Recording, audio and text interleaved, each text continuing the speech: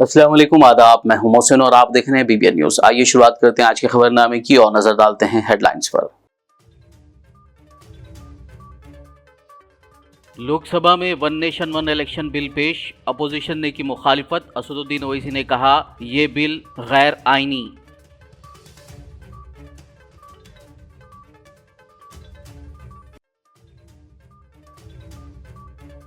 Hyderabad old city में metro के लिए जायदादों के हुसूल के कामों में तेजी। जायदादों के कई मालिकीन के पास अब भी कुछ तहफ्फुज़ात और मुतालबात। मुतासरीन की बीबीएन से बातचीत।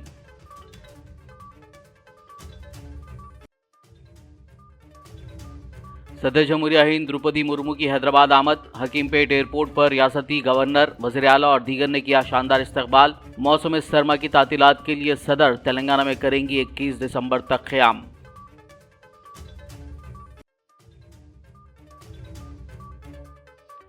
हैदराबाद सिटी पुलिस कमिश्नर ने हेल्थ सेक्रेटरी के साथ किया किम्स अस्पताल का दौरा। संध्या थिएटर भगदड़ में जख्मी लड़के श्रीतेज की सेहत के बारे में डॉक्टर्स से की बात।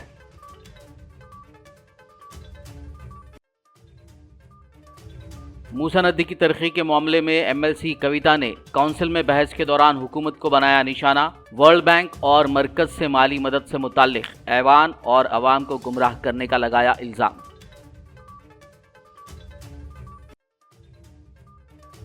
मजलिसी फ्लोर लीडर अकबरुद्दीन ओवैसी ने असेंबली में फीस रिएम्बर्समेंट और स्कॉलरशिप का मसला उठाया।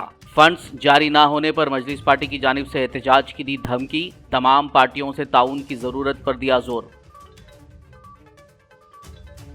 और अब खबरों की तफसील। मजलिस इत्तेहादुल मुस्लिमीन पार्टी के कौमी सदर व हैदराबाद एमपी असदुद्दीन ओवैसी ने आज मंगल को लोकसभा में one nation one election bill की मुखालिफत की।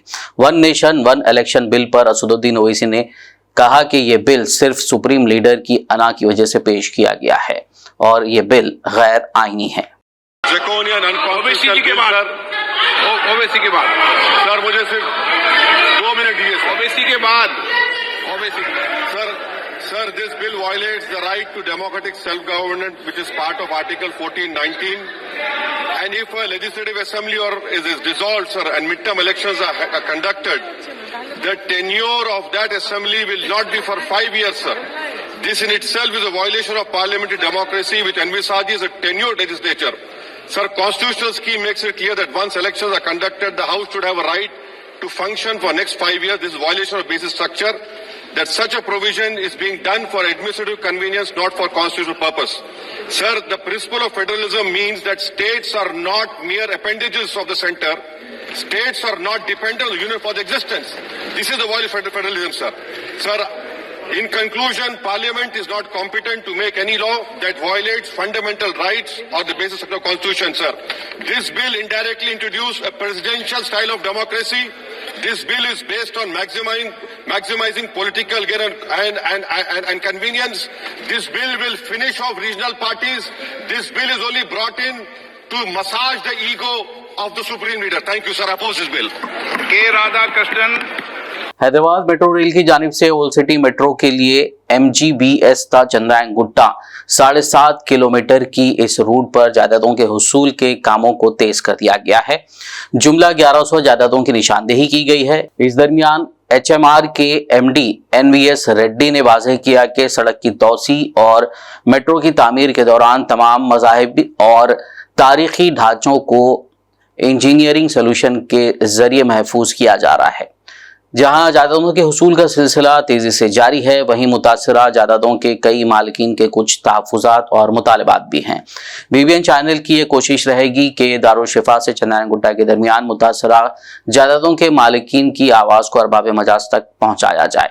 बीबीएन चैनल के नुमाइंदे मोहम्मद शहबाज ने ऐसे मुतासरीन से बात की। आइए देखते हैं। मेट्रो लाइन तो आने दीजिए, ऐसा कोई वो नहीं है। आवाम देने तैयार है और बोलते तो हम लोग भी आवाम के साथ है, पर जो मुआवजा है और जो मेरा एक मकान है, ये बिल्डिंग, ये मेरी दुकान है, क्या छोटे पेपरमेंट वगैरह की दुकान है मेरी, और बोलते तो ये पूरी चले जाती मेरी। तो फिर हम 4 भाइयाँ हैं, 4 भाइयों में बड़े भाई का इंतकाल हो गया। दादा लिए तो प्रॉपर्टी बहन के नाम से, और वो बहन का भी इंतकाल हो गया, बाबा का भी इंतकाल हो गया, दादा का भी इंतकाल हो गया। अब ऐसे हम 4 भाइयाँ, वालदा का परसों इंतकाल हुआ है सितंबर 28 को। अब वो परेशान में हम लोग फिर उतने में ये मेट्रो का आ गया। चलो लोग बोले देना ही चाहिए बोल के, लेकिन मुआवजा जो है आज के अगर हम किधर शमशाबाद वगैरह दूर भी जाके लेंगे 70-80 हज़ार रुपये गज से मिल रही। यहाँ पर हमारे 62-65 हज़ार रुपये गज बोल के बोल रहे हैं। उतने मुआवजे में तो हमारे परदादा दिल लिए सो जाएगा। अब हम लोग बेघर चार माया कहाँ पर जाएंगे। ऐसे 2 प्रॉपर्टी रख के गए थे उन्होंने, एक प्रॉपर्टी पूरे को चले जा रही, पीछे एक मकान है। कितने साल से यहाँ पर है आप? मेरी खुद की उम्र 62 साल है। मेरी खुद की उम्र 62 साल। अब मेरे दादा लिए तो प्रॉपर्टी है। 2 लाख रुपए भी नहीं बोल रहे, लाख रुपए भी नहीं बोल रहे साहब। सिर्फ 62,000 60,000 पहले 26,700 रुपये 600 रुपये ऐसा कुछ। तो पहली मीटिंग में गुलजार की मीटिंग में बोले अब लोग हम जा रहे हैं, हर अटेंड कर रहे हैं, पर अब 19 तारीख को डॉक्यूमेंट सबमिट करो। क्या करेंगे सबमिट करके? मुआवजा ही नहीं है उतना, तो कहाँ से देंगे? अब ये देखो ये बच्चा है मेरा और वो छोटी बहन है।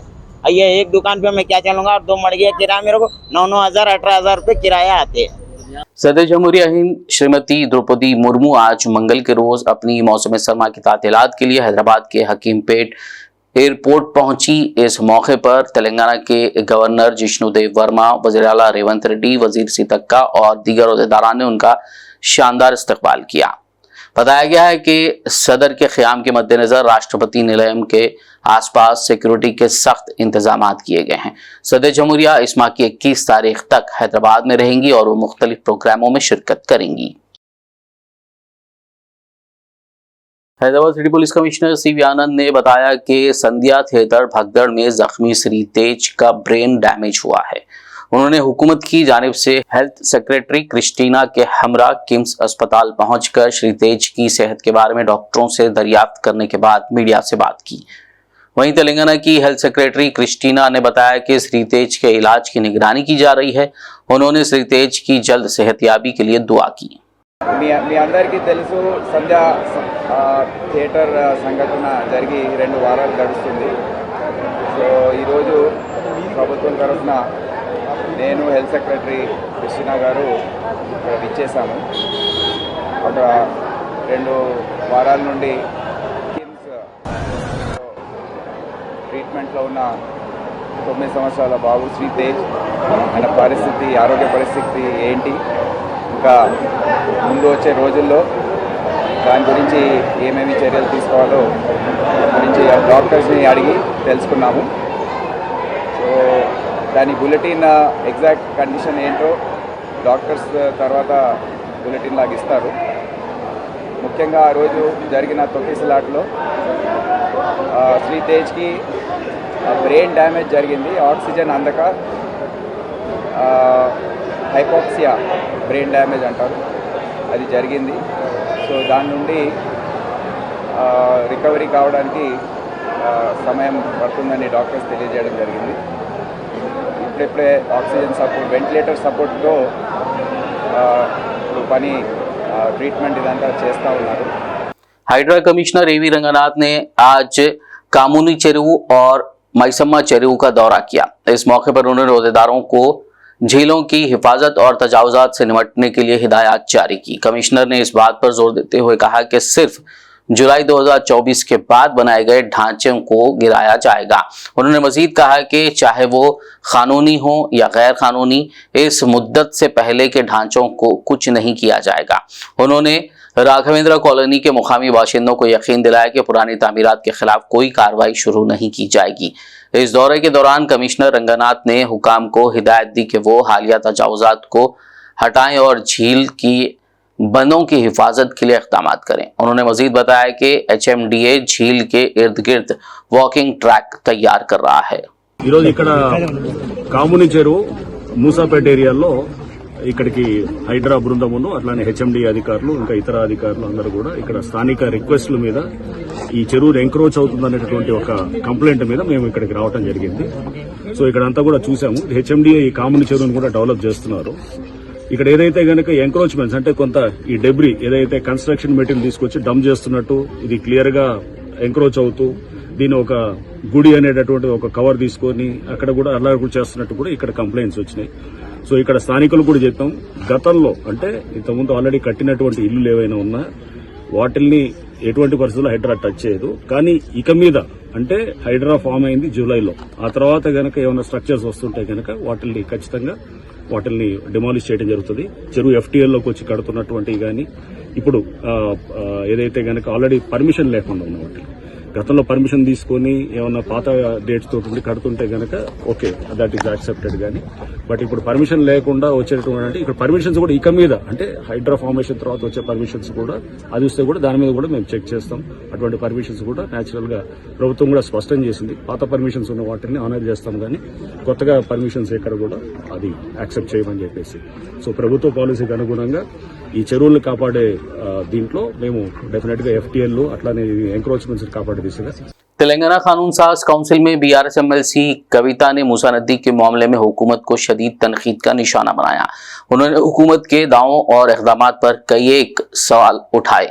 कविता ने कहा कि रेवंत रेड्डी हुकूमत ये तस्लीम करती है कि मूसा नदी प्रोजेक्ट के लिए डीपीआर तैयार नहीं किया गया।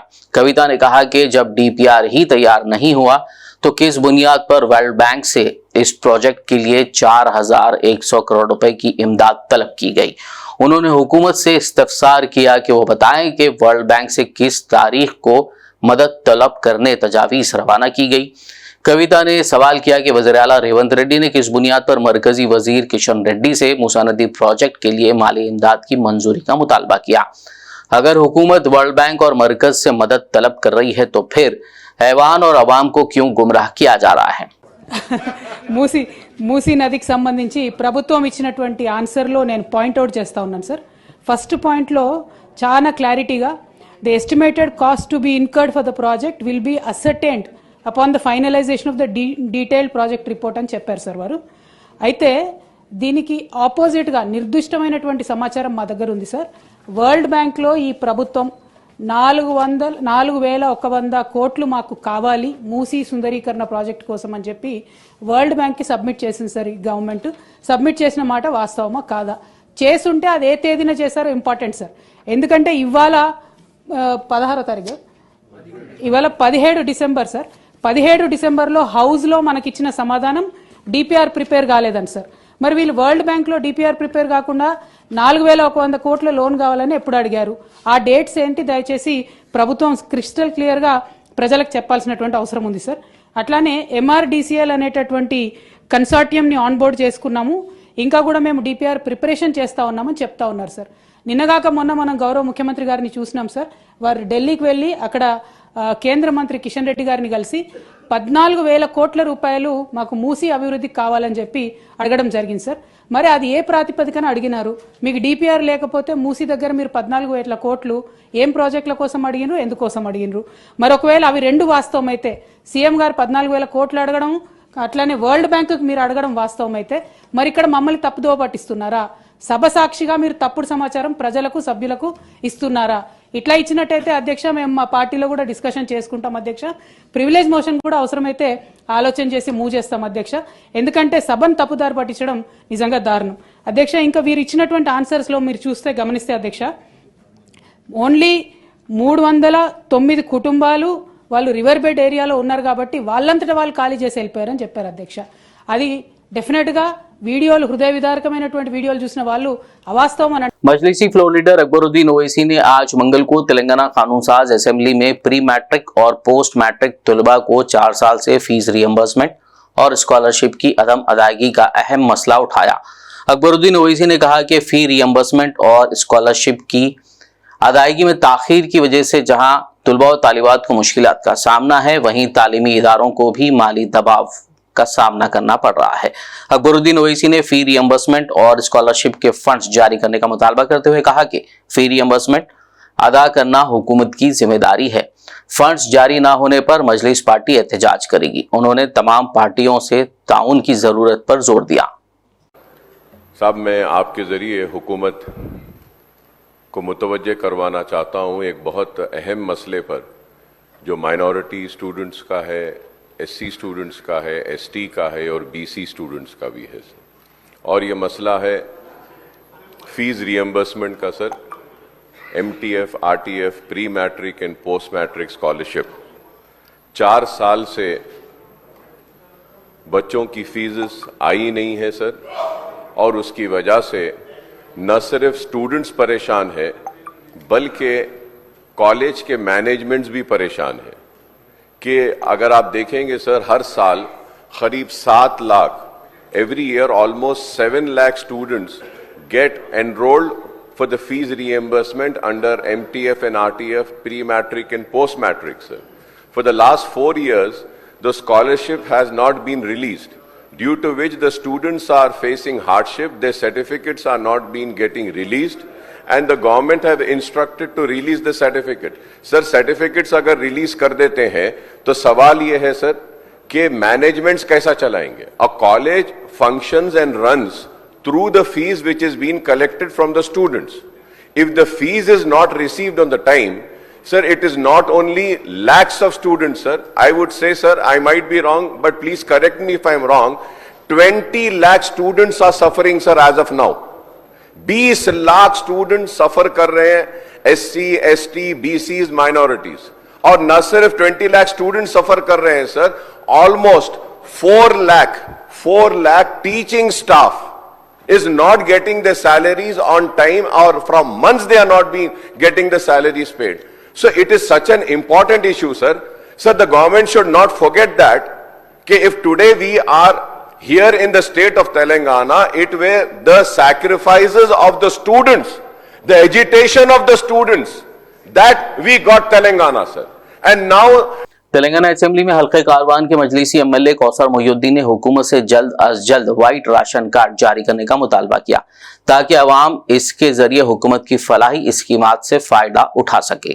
गौरव सभ्युलु कौसर मोहिउद्दीन गारू। स्पीकर साहब, मैं आपके जरिए हुकूमत को ये बताना चाह रहा हूँ कि पिछले 7-8 महीने पहले नई हुकूमत आने के बाद जो प्रजापराना के दरख्वास्तों को लिया गया था, जिसके अंदर कसीर तादाद के अंदर वाइट राशन कार्ड के दरख्वास्तों को भी लिया गया था, मगर आज आवाम इतनी परेशान है, जो वाइट राशन कार्ड के ज़रिए कई हॉस्पिटल के अंदर आरोग्यश्री कार्ड बनता है, और मैं आपके ज़रिए हुकूमत को ये बताना चाह रहा हूँ कि ये राशन कार्ड कितने दिन में देंगे, और साथ ही साथ वाइट राशन कार्ड ना होने की बिना पर अगर मेडिकल बिल को सबमिट करने के लिए अगर कोई मंडल ऑफिस को जाता है बीपीएल सर्टिफिकेट लेने के लिए, वहाँ पर भी कसीर तादाद के अंदर आवाम की लाइन है। अगर आपके ज़रिए मैं ये बताना चाह रहा हूँ कि ये वाइट राशन कार्ड को जल्द से जल्द जारी करेंगे तो मैं समझता हूँ आवाम राहत की नींद सोएगी और बहुत सहूलत होगी। मैं आपके ज़रिए हुकूमत को बताना चाह रहा हूँ। नोटेड अध्यक्ष। बीआरएस एमएलए ने आज मंगल को असेंबली में अनोखा एहतजाज किया। उन्होंने लागाचर्ला किसानों के साथ इजहार यकजहती के लिए अपने हाथों में हथकड़ियां लगाकर एहतजाज किया, तो दूसरी जानिब बीआरएस एमएलसीज बशमूल कविता ने लागाचर्ला किसानों के साथ इजहार यकजहती के लिए काले कपड़े पहने तेलंगाना कानून साज काउंसिल में एहतजाज किया। उन्होंने रियासती हुकूमत से मुतालबा किया कि किसानों को फौरी तौर पर जेल से रिहा किया जाए और उनसे मुआफी भी मांगी जाए। खबरनामे में फिलहाल लेंगे एक ब्रेक, मुलाकात होगी इस छोटे से ब्रेक के बाद।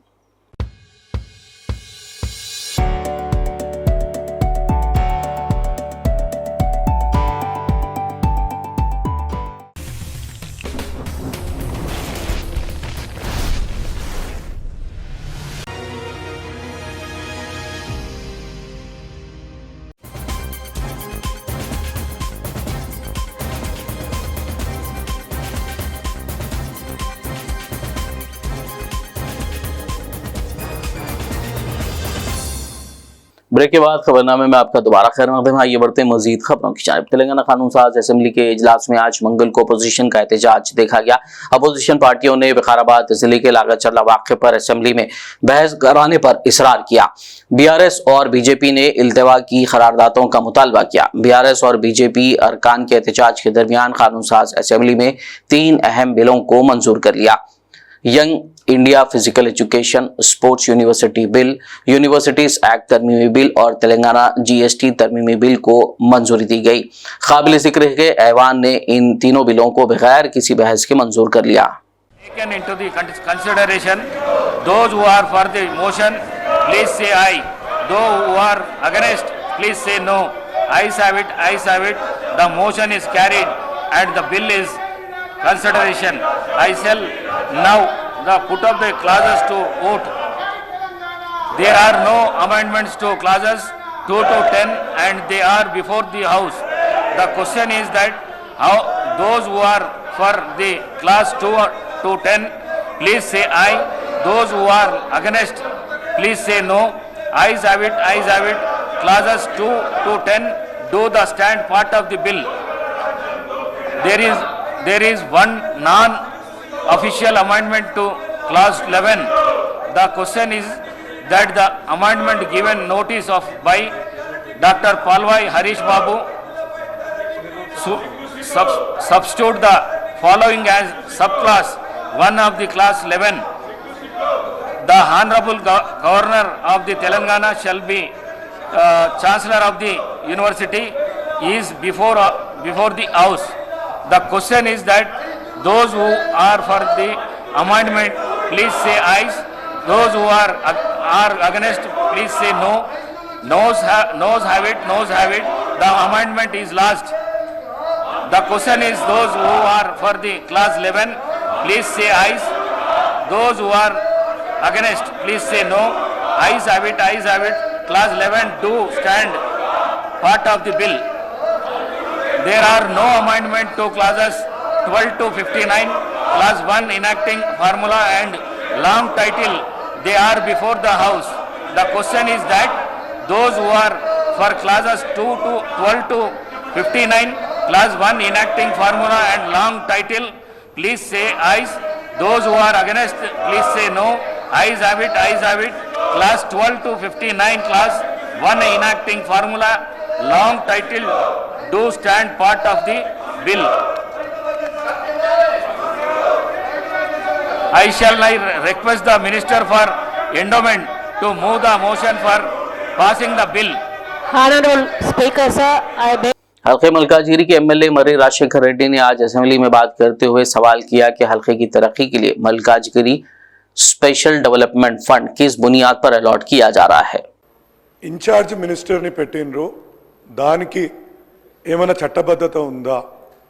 ఎప్పుడన్నా అసెంబ్లీ తీర్మానం చేసి ఒక ఇన్ఛార్జ్ మినిస్టర్ని పెట్టాలా, దీని ద్వారానే ఫండ్ని కాన్స్టిట్యుయెన్సీలో డిస్ట్రిబ్యూట్ చేయాలనే ఏదైనా ఆ విధమైన చట్టం ఏమైనా చేసిండ్రా అధ్యక్ష?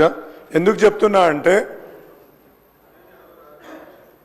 ఎస్డిఎఫ్ ఫండ్ గురించి ఒక ఇన్ఛార్జ్ మినిస్టర్ ఒక పర్టికులర్ కాన్స్టిట్యుయెన్సీలో ఏ విధంగా డెవలప్మెంట్ చేస్తారు. ఇప్పుడు 10 కోట్ల రూపాయలు కాంగ్రెస్ ప్రభుత్వం రాగానే కేటాయించింది. ఎందుకు చెప్తున్నా అంటే అధ్యక్ష, ఉదాహరణకు మా దగ్గర రాజీవ్ గృహకల్ప అనే ఒక సముదాయం ఉంది. ఇక్కడి నుంచి ఇక్కడ ఒక 1800 ఫ్లాట్స్ అప్పుడు కాంగ్రెస్ ప్రభుత్వంలో నిర్మించిండ్రు. ఇప్పటి వరకు కూడా అక్కడ నీళ్ళు ఇయ్యని పరిస్థితి అక్కడ ఉంది. వాటికి నీళ్ళు ఇయ్యాలంటే మేము ఎస్డిఎఫ్ ఫండ్ నుంచి పెట్టుకుంటే ఏ విధమైన మాకు అంటే పిలుపు వచ్చి దాన్ని అక్కడ ఏ విధంగా అమలు చేయాలనో చెప్పట్లేదు. అదేవిధంగా అనేక రైల్వే ఆర్యూబీలను ఆర్ఓబీలతోటి మా ప్రాంతం ఇబ్బంది పడుతుంది. దానికి ఏ విధంగా ఇన్ఛార్జ్ మంత్రి గారు స్పందించి వాటికి ఎట్లా అంటే ఇక్కడ ఉద్దేశం ఏంటంటే అధ్యక్ష, ఎట్లా ఫండ్ శాంక్షన్ చేస్తారు? ఒక కాన్స్టిట్యుయెన్సీ ఎమ్మెల్యేని కన్సల్ట్ చేయకుండా ఏ విధంగా మనకు ఈ యొక్క फंड ने बीआरएस कारगुजर सदर केटीआर ने कहा कि रेवंत रेड्डी का सवाल लागा शरला से शुरू हो चुका है. आज मंगल को तेलंगाना भवन में हल्के कोड़ंगल से ताल्लुक रखने वाले बीआरएस कायदीन के साथ मुनक्किदा इजलास से खिताब करते हुए केटीआर ने मुतालबा किया कि अगर रेवंत रेड्डी में हिम्मत है तो वो 15 दिनों तक असेंबली इजलास मुनक्किद करें और रियासत के तमाम मसाइल बशमूल किसानों, बुनकरों, ऑटो ड्राइवरों और गुरुकुल पर बहस करें. రేవంత్ రెడ్డి యాది పెట్టుకో, యాడికి పోయినా ఒక 500-600 మంది సెక్యూరిటీని పెట్టుకుని లేకపోతే మాత్రం ఈ బలగొట్టేటట్టున్నారు ప్రజలు. ఎక్కడికి పోయినా మాట్లాడతారు, అక్కడక్కడ డైలాగులు కొడుతుంటారు. రేవంత్ రెడ్డి కేసీఆర్ దమ్ముందా అంటాడు, కేసీఆర్ అంటాడు. నేను అంటున్నా కేసీఆర్ కావాలంటే నాకు మన సోషల్ మీడియాలో పోస్టులు పెట్టే పిల్లగానే తట్టుకోలేకపోతుండే ఈయన. ఈయనకట కేసీఆర్ కావన్నాడు. అవసరమా? ఈ చిట్టినాయుడు గింత మనిషి వీడు, వాడు మళ్ళీ చిట్టెలుక గాయన కంట కేసీఆర్ కావన్నాడు. అందుకే మేము చెప్పినాం మొన్న, అంత లేదు నీకు, చేతనైతే అక్క అడిగింది. ఇలా పొద్దున జగదీష్ అన్న కూడా చెప్పిండు. ఏం చెప్పిండు? ఇప్పుడు అసెంబ్లీ నడుస్తుంది కదా, రేవంత్ రెడ్డి గారు నాకు ఈ భాష ఇష్టం ఉండదు నిజంగా చెప్పానంటే, కానీ తప్పదు అప్పుడప్పుడు. నాకు నిజంగా అప్పుడప్పుడు నాకు ఇష్టం ఉండదు. నేను చదువుకున్నా, రేవంత్ రెడ్డి లెక్క నేను ఆడ ఆవారా తిరిగినోని కాదు. ఎక్కడో పోయి బయట దేశంలో పోయి కొంత ఉద్యోగం సంపాదించుకున్నా, కొంత పేరు సంపాదించుకున్నా, నాకు ఇష్టం ఉండదు. కానీ ఇక కుక్కగాడుకు చెప్పు దెబ్బ అన్నట్టు ఇష్టంటోళ్ళకి ఇట్లే చెప్తేనే అర్థమవుతుంది.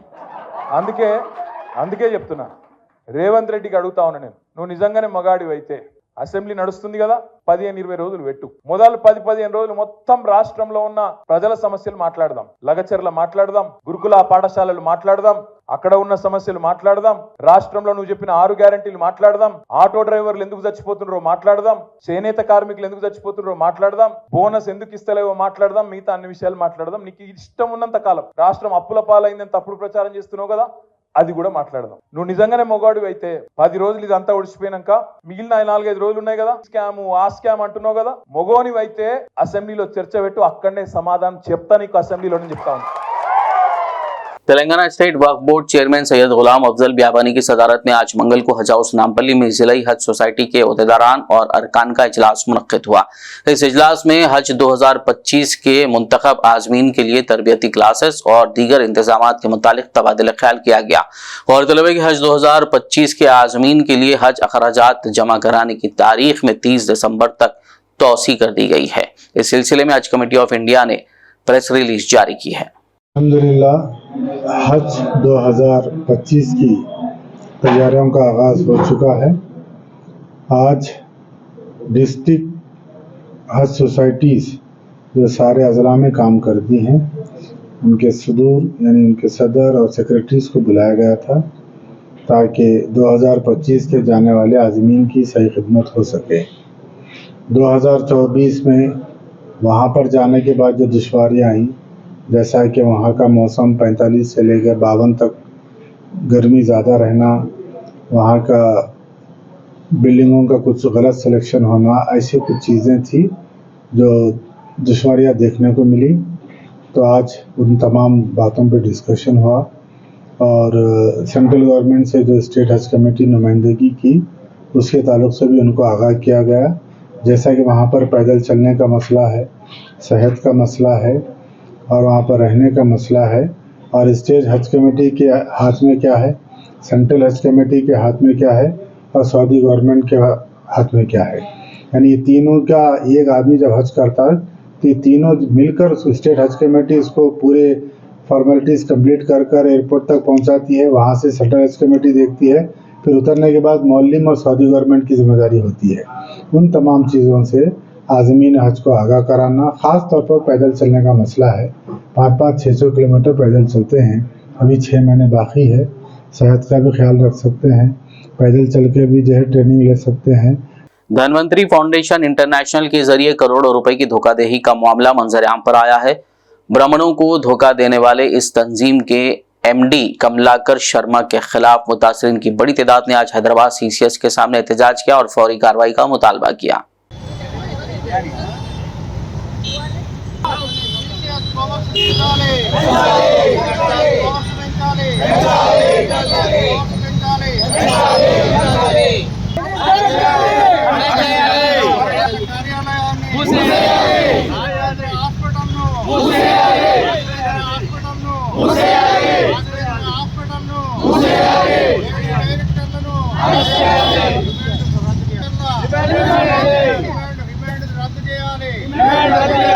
हल्के असेंबली बालकुंदा के BRS कायदीन ने मोरताड़ में लागचर्ला के किसानों पर जुल्म के खिलाफ एहतजाज करते हुए अम्बेडकर के मुजस्समे को एक याददाश्त पेश की।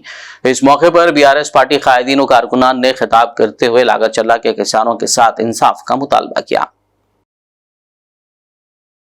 जिला निर्मल के शहर भैंसा में साबिक MLA जी विठल रेड्डी ने वार्ड नंबर 10 में मेदारी भवन की तामीर के लिए 2,50,000 रुपए की प्रोसीडिंग कॉपी मेदारी संगम बिरादरी के जिम्मेदारान के हवाले की, जिस पर उन्होंने CM रेवंत रेड्डी, निर्मल जिला इंचार्ज वजीर सीतक्का, साबिक MLA जी विठल रेड्डी का खुसूसी शुक्रिया अदा किया। इस मौके पर गंगाधर, श्रीनिवास गोपाल के अलावा दीगर मौजूद थे।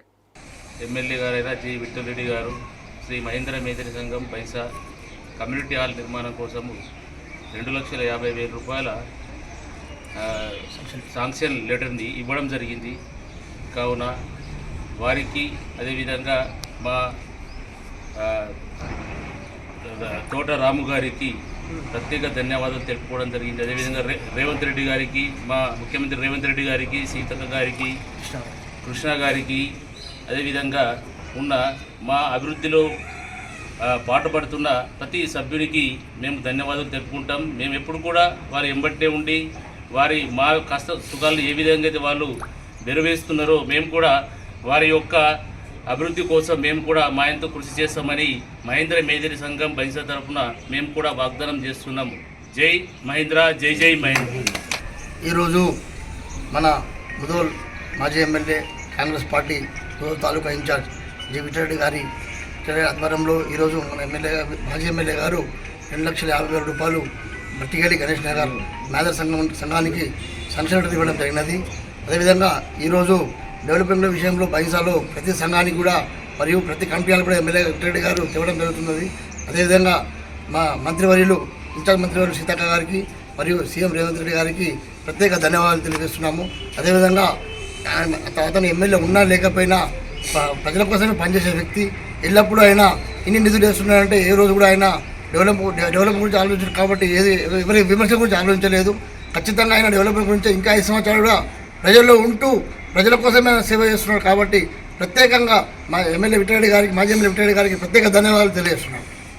बहरीन में 14 और 15 दिसंबर 2024 को मुनक्किद होने वाले IMMAF youth Asian MMA championship में हैदराबाद के खिलाड़ी मोहम्मद अब्दुल गफ्फार ने ब्रॉन्ज मेडल हासिल करते हुए हैदराबाद और तेलंगाना का नाम बैनुल अक़वामी सतह पर रोशन किया।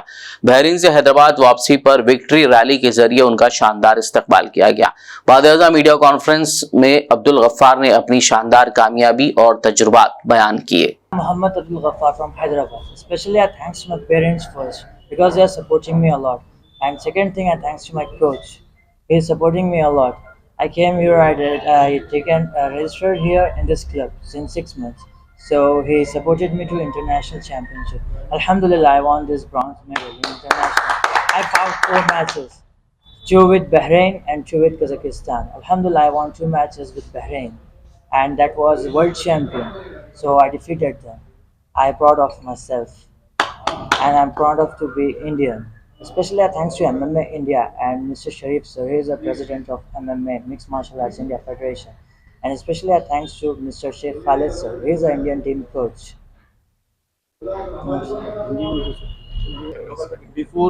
I'm training since 6 years back. So I started my training when I was 9 years old. Now I'm 16 right now. So I fought 7 Muay Thai state championships. So Alhamdulillah, I have all gold medals.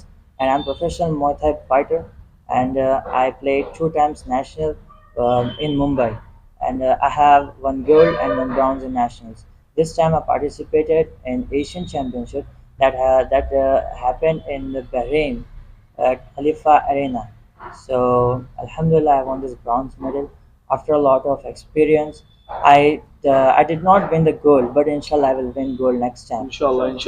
Actually, we are having in the World Championship in August at Abu Dhabi. Adilabad शहर के बंगारीगुड़ा में अक़लियती अक़ामती girls school and college में शोर NGO के ज़ेर एहतमाम child marriage और child labour के खात्मे के लिए एक अवेयरनेस प्रोग्राम मुनक्किद किया गया। इस मौके पर जिला child rights protection officer Rajendra Prasad, women empowerment district coordinator Yashoda, Sakhi centre manager Saraswati और दीगर ने शिरकत करते हुए खिताब किया। इस मौके पर प्रिंसिपल परवीन सुल्ताना और टीचर्स और तालिबात के अलावा दीगर मौजूद थे।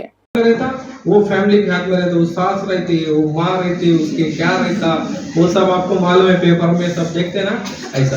लेकिन इसमें सीरियस मैटर क्या है बोले तो जब आप बोलेंगे तो आपको रक्षा, ये सब मेरा काम क्या है, मैं चाइल्ड प्रोटेक्शन ऑफिसर है, डिस्ट्रिक्ट चाइल्ड प्रोटेक्शन ऑफिसर। मेरा काम क्या है मालूम है, सब व्यवस्था तैयार करके रखना और उसको इस्तेमाल करना किसका काम है, बच्चों का काम है। सो आपके लिए चाइल्ड टोल फ्री नंबर है 1098 है, 181 है, 100 नंबर है, 100 पुलिस आते, सखी टीम आते, उसके बाद पुलिसिंग आते, अपनी शी टीम आते, ये सब है। ये सब व्यवस्था करने का हमारा काम है। आपके लिए स्पेशल जुवेनाइल जस्टिस बोर्ड है, कोर्ट है, स्पेशल कोर्ट है, ये सब आपको मालूम हो के ये सब इस्तेमाल करके आपका डेवलपमेंट आप करना है। तो कभी भी चाइल्ड मैरिज होने के और एक नया प्रॉब्लम है, चाइल्ड मैरिज में दूसरे लोग आखिर में एक नजर हेडलाइंस पर। लोकसभा में one nation one election bill पेश, अपोजिशन ने की मुखालिफत। असदुद्दीन ओवैसी ने कहा ये बिल गैर आईनी।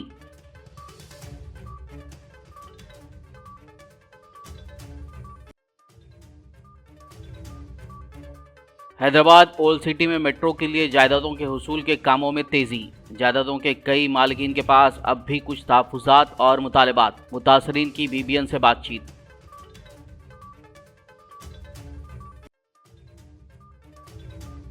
सदर जमहूरिया हिंद द्रौपदी मुर्मू की हैदराबाद आमद। हकीमपेट एयरपोर्ट पर रियासती गवर्नर, वज़ीर आला और दीगर ने किया शानदार इस्तकबाल। मौसम सरमा की तातीलात के लिए सदर तेलंगाना में करेंगी 21 दिसंबर तक क़याम।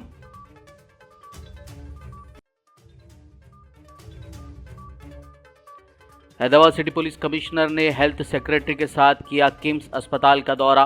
संध्या थिएटर भगदड़ में जख्मी लड़के श्री तेज की सेहत के बारे में डॉक्टर्स से की बात।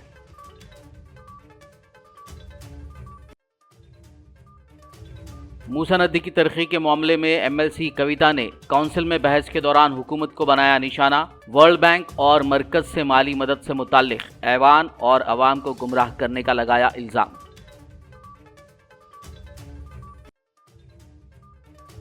मजलिसी फ्लोर लीडर अकबरुद्दीन ओवैसी ने असेंबली में फीस रिएम्बर्समेंट और स्कॉलरशिप का मसला उठाया। फंड्स जारी ना होने पर मजलिस पार्टी की जानिब से एहतजाज की दी धमकी। तमाम पार्टियों से ताउन की जरूरत पर दिया जोर। खबरनामे में फिलहाल बस इतना ही। ताज़ा तरीन अपडेट्स के लिए देखते रहिए PBN न्यूज़। यूट्यूब और फेसबुक पर मौजूद हमारे वीडियोस को लाइक और शेयर जरूर कीजिए।